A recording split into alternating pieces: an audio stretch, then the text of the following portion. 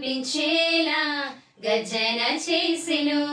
మేఘాలు వంచి ఎగిరి వచ్చి జలరాశి నుండి నన్ను లేపెను. తన ఆలయాన నా మొర వినెను. భూమి కంపించేలా గర్జన చేసెను. మేఘాలు వంచి ఎగిరి వచ్చి జలరాశి నుండి నన్ను లేపెను. ఆయనకు ఇష్టడను, అందుకే నన్ను తప్పించెను. ఆయనలో నా స్వాస్యము ఎంతో మహిమోన్నతమైనది. ఆయనకు ఇష్టడను, అందుకే నన్ను తప్పించెను. ఆయనలో నా స్వాస్యము ఎంతో మహిమోన్నతమైనది.